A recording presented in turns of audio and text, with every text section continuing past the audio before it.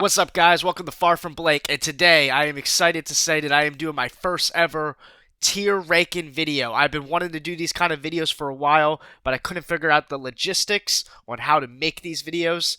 I learned how to, I think. We're going to give it a shot, and today we are talking about my all-time favorite superhero, Batman. Let's get into it.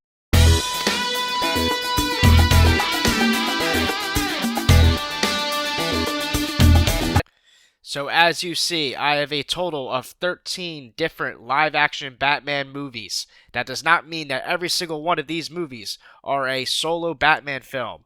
But if The Flash has Batman as a central character, I have included that movie in this ranking. So that includes Justice League and the Snyder Cuts. Okay, so my tier list simply is being broken down to Hall of Fame, iconic, good, and not feeling it. You know, typically we would have S, A, B, C, D. It's basically all the same thing. I just thought I'd have a little bit more fun and add a little bit more spice by adding different names to the categories. Okay, so let's jump into it. We got a fun one right off the bat. We have Batman and Robin. This is a classic. Now, the funny thing about this movie is that I do have a lot of nostalgia for it. I grew up watching it. I believe I have the DVD or VHS, maybe both. This is possibly the first Batman movie I've ever watched. A lot of people grew up watching the 1989 Michael Keaton's Batman movie. I grew up watching the George Clooney and, Mr. Freeze, Alicia Silverstone, Uma Thurman's Poison Ivory. So this movie is nostalgia bait for me, but I do see the problem. So I am going to put it in. I'm going to go eh.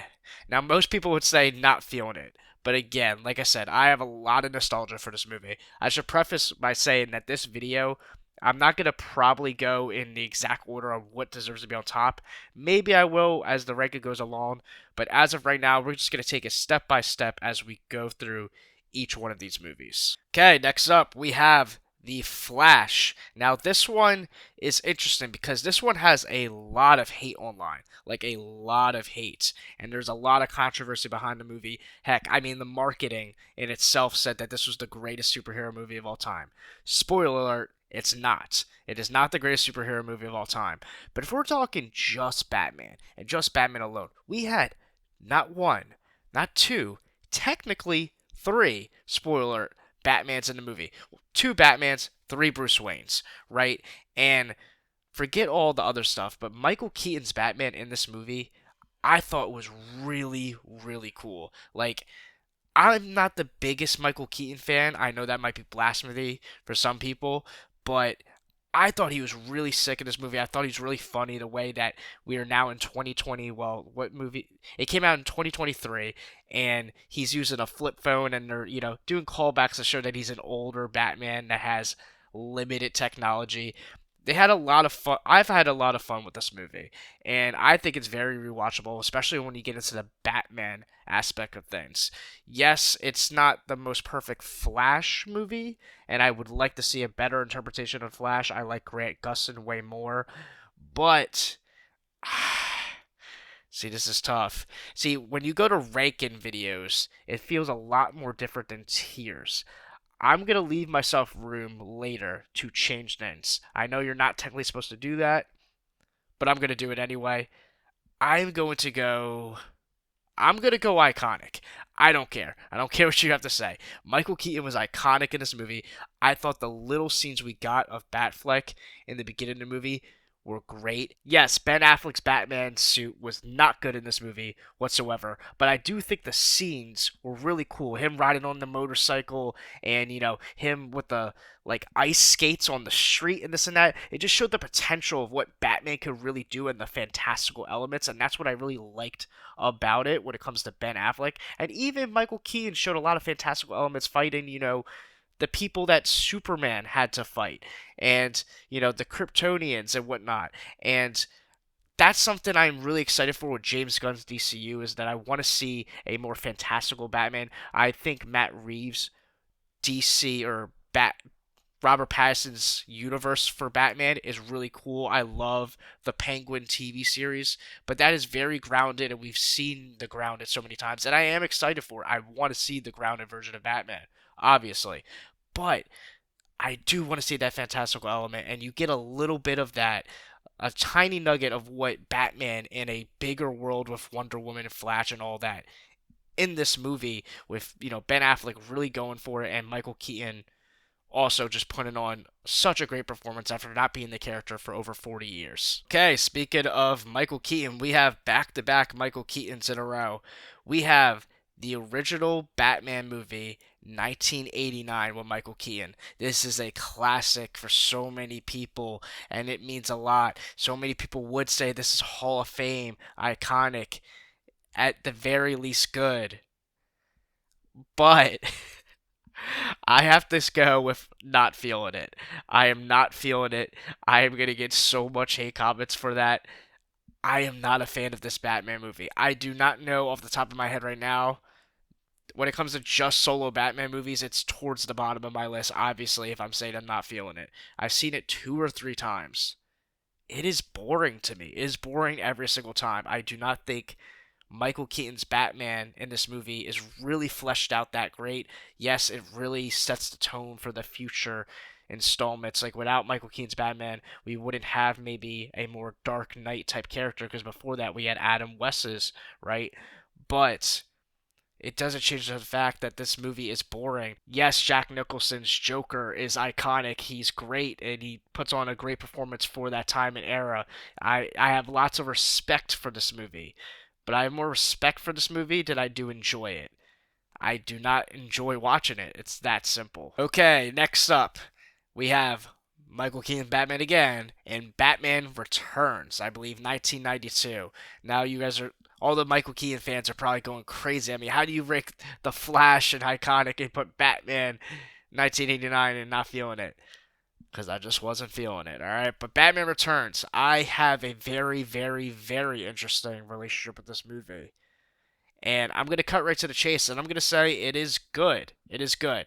Now, the first time I ever seen this movie, I actually felt the opposite of Batman 1989. I probably would have went more the first time with Batman 1989, but Batman Returns, the first time I watched it, I absolutely hated it. Like, I thought, when I said I thought 89 was boring, I thought this was really boring, and I thought it was weird, and I just didn't get it. This is the beauty of watching movies. I love rewatching movies for franchises and superheroes and comic book and horror and all that. So I rewatch all this stuff all the time. And Batman is my favorite superhero. He's always been my favorite superhero my entire life. So naturally, it doesn't matter how much I hated a movie or not. I had to revisit it just to see Batman one more time. So with that said, I eventually rewatched Batman Returns, and I was shocked how much it jumped on my scale. It came out so differently upon rewatch, and I've rewatched it a few times now, multiple times now. It is a Christmas movie. This is a movie that I will be watching during this Christmas season. It it just hit me so different. Danny DeVito's Penguin I thought was more intriguing. I thought he was funny. I thought he was charismatic. I thought, you know, Michelle Pfeiffer's Catwoman was interesting. It was fun. This movie's so wacky and zany and crazy that I don't know how I thought it was boring the first time. There's so much going on, and it's actually kind of dark and twisted. And maybe that's why I thought it was weird the first time. But then the more I watched it this time, I'm like, I found it way more captivating and interesting than the original. And I do think it is a debate for people. It's not blasphemy to say that one's better than the other. I think it is blasphemy that I put 1989 at the bottom, but I do think Batman Returns is good. So it's no hate to Michael Keaton. I do think Batman Returns is the better movie. I do enjoy it. And if someone said, hey, you want to put on a Michael Keaton Batman movie, I would say I'd rather go to this. Now we have Zack Snyder's Snyder Cut Justice League. This movie, I think, is extremely, extremely overrated. No hate to the Snyder cult fans. It's a good movie. I actually love to throw it on at night to go to bed to. And that's not a knock on the movie. It's because the movie's so long. It's something you can kind of throw in the background. Maybe you sleep, you fall asleep in the middle of the night, you wake up, oh, it's still on. And I specifically like to go to the gray version. I don't know if you guys know, I'm sure a lot of you do, that they have a colored version and a gray version. I think the gray version's even better because, like I said, if you're trying to fall asleep to it, it's gray in the background. Again, it's not a knock. It's just that the movie is over 4.5 hours long. So, with that said, I am going to go. No, I'm gonna go good. I'm gonna go good. It is so much better than, spoiler alert, Justice League, Josh Whedon's Justice League, and it really does do a good job at telling the story and making you feel the emotions of, Superman's death and the team coming together and the Justice League feeling like the Justice League. But again, it is 4 hours long. To me, no movie really needs to be 4 hours. It's ridiculous. There's a better cut out there. This is a better cut than the original Justice League that came out in theaters, but to me, there is a 3 hour cut out there that could be the perfect Justice League movie. They made Justice League 2 hours. They're trying to cut the runtime, and then Snyder Cut's obviously like, okay, we want to show you everything that we got. So we goes overboard and goes over 4 hours. I think there's a 3 hour movie that can be a nice middle ground to give you the point without stretching out, 10 minutes of walking or pause or dramatic music just to stretch a scene out. Okay, next up we have Justice League, and we're putting it in the Hall of Fame. I'm just kidding. We're going to put it in Not Feeling It. Not Feeling It. It is not a good movie. But I did mention that Ben Affleck Batman scene, and that opening scene of the movie is pretty cool. We get to see Batman kind of dark, kind of mysterious in the shadows, and also fighting those parademons, right? And we see Ben Affleck's Batman doing more fantastical type fighting that we don't get to see too often. So that makes it unique and stand out. The rest of the movie is a complete joke. It is a disgrace to what the vision of what Zack Snyder wanted to do. And I said that I wasn't the craziest fan of Zack Snyder's, but obviously I put the Snyder Cut as good. I do think it's a good movie. The only reason why it's not iconic or legendary or Hall of Fame for me is that it is too long, right? So the rewatchability factor is kind of low if you want to just sit down and just watch it for fun, right? It's good for background noise because it's 4 hours, right? And if you're just going through your day, but it's too long. And Justice League is not the right compromise. The tone is out of this world. It's trying to be Marvel, but not really. And it's just not a good movie, right? It's a disgrace that this is the first ever Justice League movie, and this is how we get introduced to these characters, and the things that they do to them is just it's embarrassing. All right, there's nothing more to say. It's not good. Okay, next up we have Batman Forever. That is the Val Kilmer Batman movie. And this movie is very interesting. I do not think it is good, but I am going to go right? And something I didn't mention earlier was, people are going to say you have Batman and Robin above Batman 1989. Like I said, nostalgia. Batman Forever, I do not have nostalgia for. But I think Val Kilmer is a very, very underrated Batman. I think Val Kilmer is a fun Batman. I think he is cool. I think they go really deep into the psychology of his Batman and, the trauma of Bruce Wayne. I think it's there. There is pockets of greatness, little nuggets of greatness. It is kind of distracted from Jim Carrey's over the top Riddler performance. That's really just Jim Carrey being Jim Carrey in a goofy costume, right, with question marks all over him. But yeah, this movie just has a crazy Jim Carrey Riddler performance. Tommy Lee Jones' Two-Face is also wacky, zany, crazy. And for me, there was a point of this movie where I actually really liked it because of how interested I was in Val Kilmer's Batman, and I thought his Bruce Wayne was really good, right? But the villains drive me absolutely nuts. I'm not the biggest Jim Carrey fan. I think he's funny in some movies, right? I think Ace Ventura is hilarious, and I like him in more of his dramatic roles, like Eternal Sunshine of a Spotless Mind or Truman Show. But Jim Carrey's humor does not always work for me. I do think he's somewhat funny though, and it's not that he's not kind of funny in here, but I want to see a Batman movie. I do not want to see Jim Carrey just being Jim Carrey in this movie. It just doesn't work for me. And Tommy Lee Jones might be just as crazy. He matches his crazy so much, and it's a loud movie. When I watch this, I'm like, it just feels like screaming and dancing and chaos the entire time I'm watching this movie, and I'm just like, what am I watching? But I do think that the world of Gotham that Joel Schumacher gave us in this movie is really cool, like in a cartoon way. It's more of a homage to Adam West's Batman from the 60s and whatnot. So it is cool as like a modern day Adam West's Batman. So when you look at it from that perspective, it is pretty decent. I think Val Kilmer's Batman is decent. He's good. A lot of potential. I wish you had someone put him in a better movie because I do think he would have a better shot at being more an iconic Batman, just like how Michael Keaton's Batman is. I think if you gave Val Kilmer the type of role that Michael Keaton had, I think he would be a Batman we would talk about a lot more. The man, the myth, the legend, we have Adam West's Batman. I'm going to go Okay. I think it's too disrespectful to put it and not feeling it because of the impact it made to so many people. And granted, you can say the same thing to Batman 1989. I know. I'm going to get it all in the comments. But this is a completely different era, a completely different time. It is silly, it is goofy, it is fun. If you don't take it serious, right? It's something I would never ever want to see again, right? In the sense of like never remake this kind of Batman again. But for its time, I know it's legendary. The memes are out there. There's not much to say. I definitely don't think it's a good movie, right? I hardly remember it. I haven't watched it in a little bit. You have him fighting a shark, I think. He's hanging from. I think he had a bomb that he had to take out. I don't know. Some. Y'all that's seen the movie, you know what it is, right? It's okay. It's fine. It's not great. It is iconic in a sense, and that's the weird part about me making this tier list of Hall of Fame and iconic and good and not feeling it. It kind of limits my mindset. I'm still treating it as S A B C D. Like I said, I just wanted to be fun with the creative names.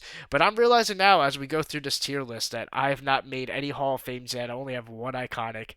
But we have Murderer's Row to finish off this ranking. All these movies, I didn't plan to make them dead last, but we have some of the best Batman movies coming up, so it's time to start elevating my boy a little bit, because right now it feels like I'm hating on Batman, and we can't have that. The Batman. Robert Pattinson's Batman. Speaking of, I actually have a Robert Pattinson's Batman mask right here. Yeah, I was Batman for Halloween one day. That's besides the point. I am stretching this video out longer than it needs to be.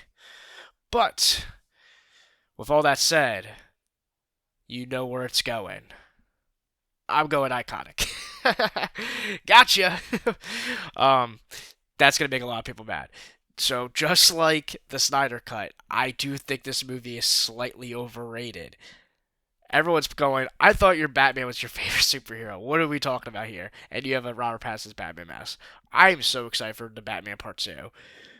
But the Batman Part 1 is a little long for me. It is a good movie. It is the cinematography is great. Gotham's great. I love Penguin. I will say this right now. I liked the Penguin TV series more than I liked the Batman movie. This movie is good. It's just he's not my Batman yet. And my main gripes with this movie are, one, the pacing. It is a slow burn kind of movie, and it is meant to be that way. And if you like slow burns, you can get into that. To me, it's fine, but the rewatchability factor is so not there. There's great scenes. Great scenes. The chase with Penguin is phenomenal, right? Batman's aura is so good in this movie. The problem with this movie for me is that I like Robert Pattinson's Batman, but I do not like his Bruce Wayne. His Bruce Wayne is just not there. I get it. It's year two. He's not fully developed, but it's his Bruce Wayne is just too much of a Debbie Downer, depressed. I get it. It's a Batman that's going through it to some degree, but part of Bruce Wayne's thing is that he's the billionaire playboy facade to the world, and then Batman is his image. The problem is he was Batman the entire time. I don't mean when he's wearing the costume. I'm saying even when he took the Batman costume, he still walked around like he's obviously Batman. To me, this is the one thing about his Bruce Wayne is that when he goes to the funeral, right? I forget who the funeral was for, but that big funeral, the mayor or whoever it was, right? And he it's the first time anyone's ever seen him in a long time. And he comes in looking depressed, looking sus, right? He looks like someone that goes, huh, I wonder what that guy does in his spare time. And everyone knows that there's this weird Batman character who's walking around acting mysterious.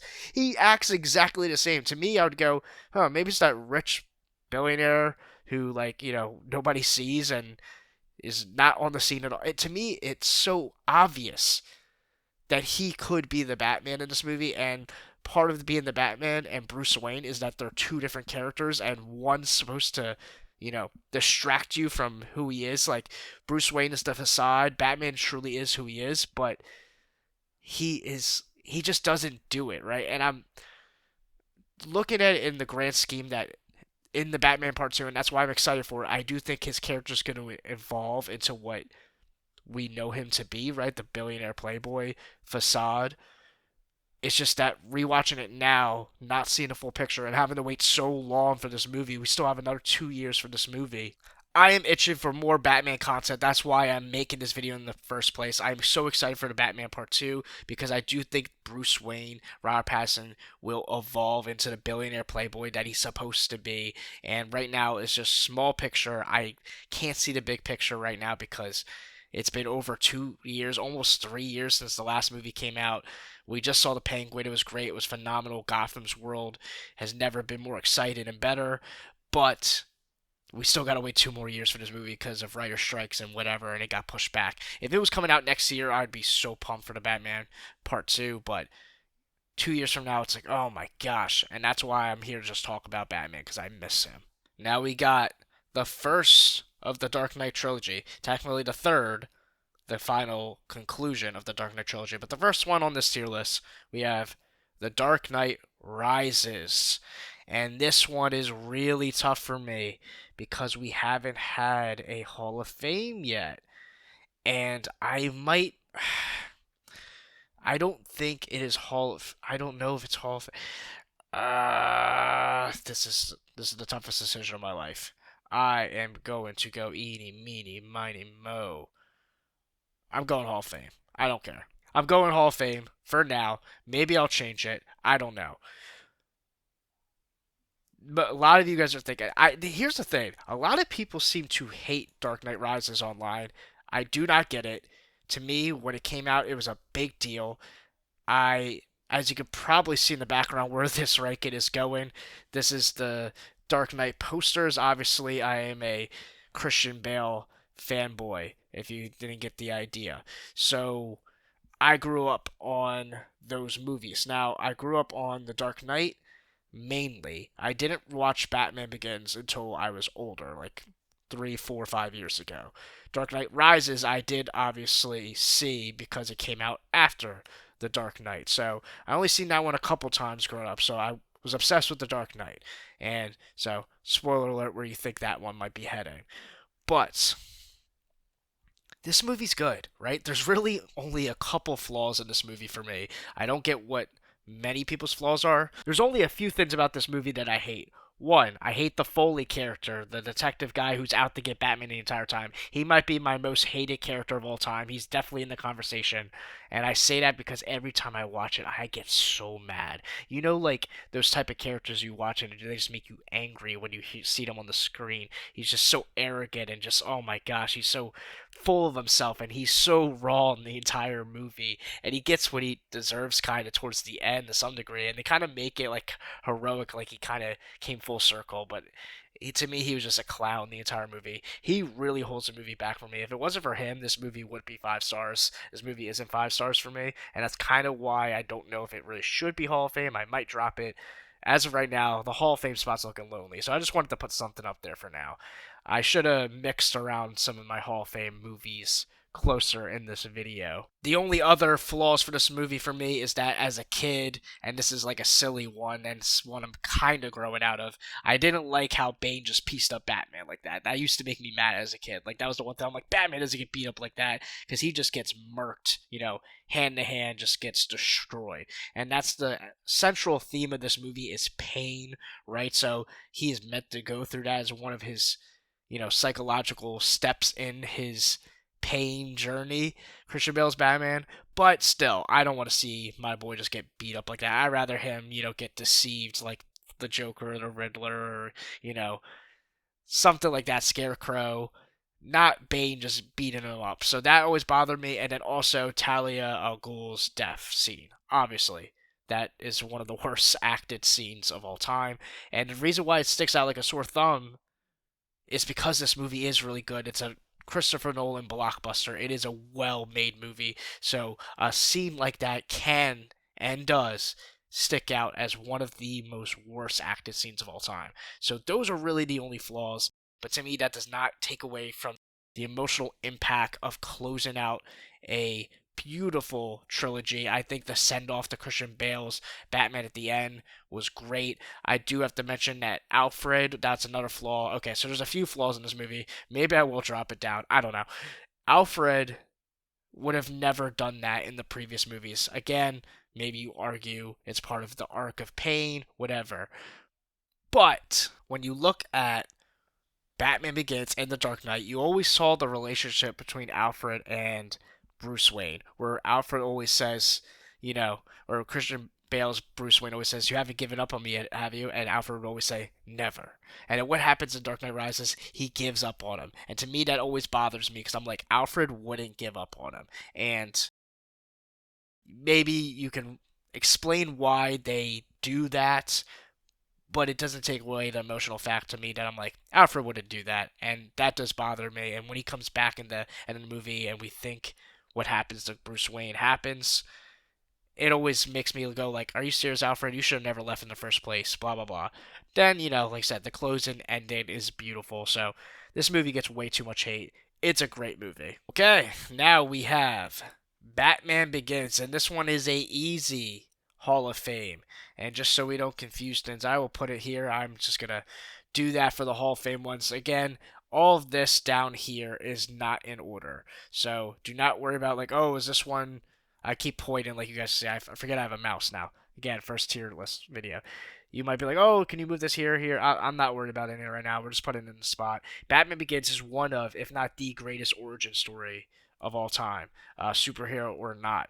I used to think it definitely was. I don't know if I do anymore because Spider-Man, Tobey Maguire's origin story exists, and that movie is just way more rewatchable, way more iconic, and I mean, it's Tobey Spider-Man. That movie's the GOAT. But this movie is so good. I like the nature of learning how Batman becomes Batman, right? He's the League of Assassins or the League of Shadows, right? And learning from Ra's al Ghul and learning these ninja type tactics. So we learn how and understand how Batman can just appear and disappear out of nowhere. And to me, like I said earlier, I grew up watching The Dark Knight, loving Dark Knight. I watched it so many times, like I seen it in theaters. Went in the Dark Knight ride at Six Flags, right? So I grew up on that movie. I never saw Batman Begins growing up. I just only grew up on Dark Knight. And so I was so intrigued when I got to finally see his origins and how he became what he is in The Dark Knight. And I think they do a great job. I think Batman's first introduction in the entire trilogy, in that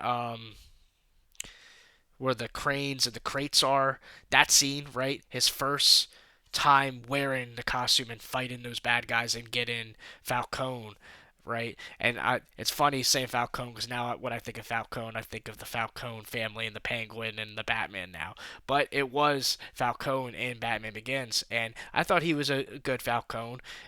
He'll probably get lost in time because of the new Penguin series, right? Especially with Sophia Falcone. But that scene I thought was a really, really cool way to bring us this Batman. I think the only flaw of Batman Begins is that the rewatchability is a little low. For me, I'm not the biggest origin story fan because I kind of just want to get to the money after I've seen an origin story once or twice.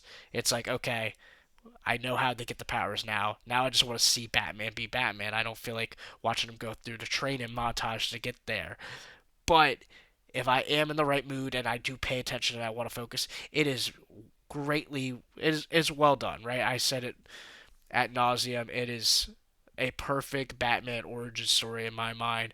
I think Scarecrow is with Cillian Murphy is extremely underrated. He is really, really cool. I wish we could have got more of him. He does sprinkle in throughout the trilogy, which is cool and unique, but Scarecrow is a villain I would like to see more of, maybe in Robert Pattinson's universe, because it is a villain that has limitless potential, and I think what Cillian Murphy does in that movie is really, really cool. So yeah, Batman Begins is fire. It's Hall of Fame. It's one of my favorite superhero movies of all time, and it's goated. It's Hall of Fame. This is an interesting one. We have Batman versus Superman, and I am going to classify this, as many purists would know, as the Ultimate Edition, because the original theatrical version is not worth mentioning, but the Ultimate Edition is not bad, and I'm going to go with good. It is not iconic by any stretch of imagination.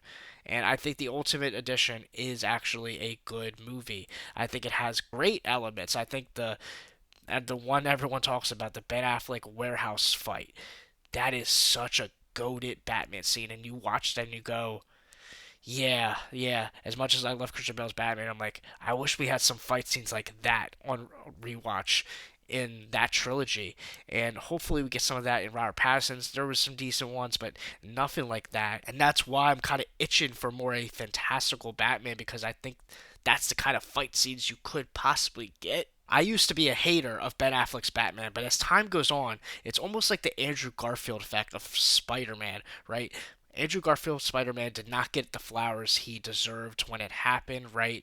And kind of got hated on. And as time goes on, people start to really appreciate Andrew Garfield's Spider-Man, and I feel like that's happening with Ben Affleck's Batman. Granted, there's always been kind of a Ben Affleck fandom, and I'm not saying I'm the biggest fan of him, but I'm like, there's certain elements of him, like, man, he is kind of cool. I don't like the big bat symbol, and I think the short ears are a little weird, and I prefer a black suit over the gray, but there's little things about it though that I'm like, he is pretty tough. He is pretty well balanced. He doesn't have as strong as a gravelly voice that people hated on Christian Bale for, which I still think is pretty iconic and legendary, regardless of what you think. Granted, Batman Begins' voice is probably a little bit more better than how crazy his voice gets in Dark Knight and Rises, but again, iconic and nostalgia for me, so I don't care about it. Ben Affleck's Batman is a lot more of a simple voice, and he can kind of do it all. The people talk about him being the most formidable Batman.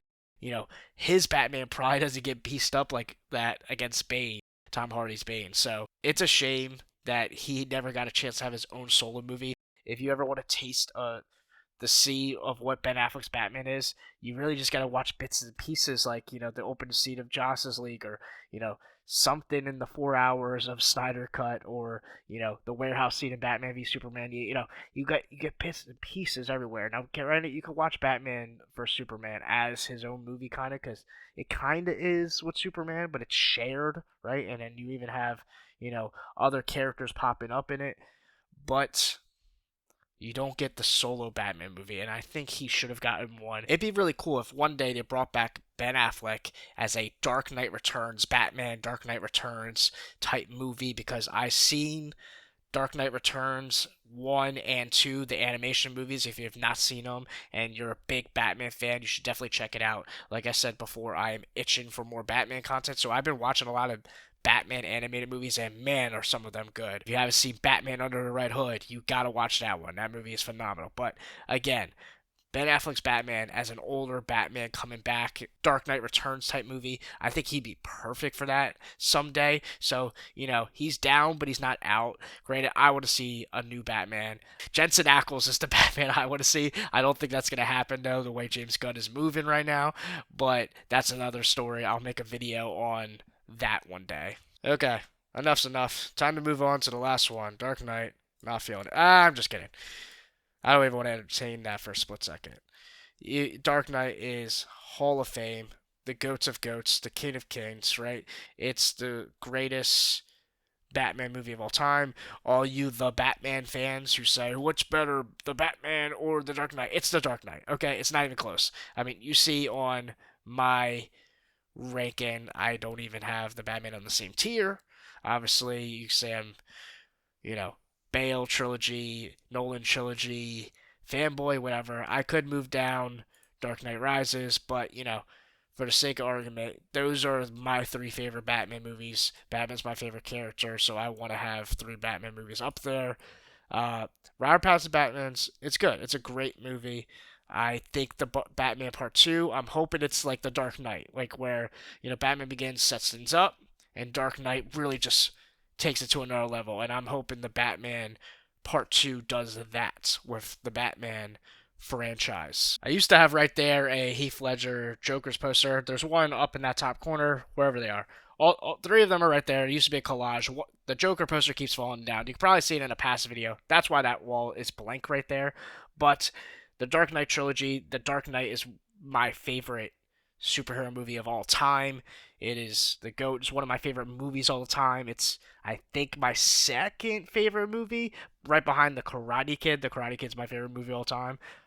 That's a whole different story. But The Dark Knight is easily in my top 5 movies of all time. It can shift anywhere between 2 to 5. And this movie's just so goaty. Harvey Dent's Two-Face is so great in this movie. Joker is so great in this movie. I think Christian Bale's Batman's fantastic. You have Morgan Freeman's character. You have Alfred. I think Jim Gordon is fantastic in this movie. The score, the epicness, the story, it just fires on all cylinders. And it is still a longer movie, but it is so fast-paced, action-paced, and it's just fun and exhilarating and thrilling, and there's just so much to it. I mean, everyone talks about it. A lot of people say it's between this and the Batman. Some people like Batman Begins the most, and there's some they're gonna say, I guess some would say 1989 and the Snyder Cut. To me, it's clearly The Dark Knight. It's not even close. It's the greatest Batman movie.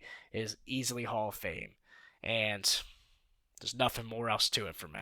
Okay, so that's it, guys. I'm going to wrap it up here. Leave a comment down below. What is your favorite Batman movie? I'm going to leave a link below of this tier list so you can make your own tier list video.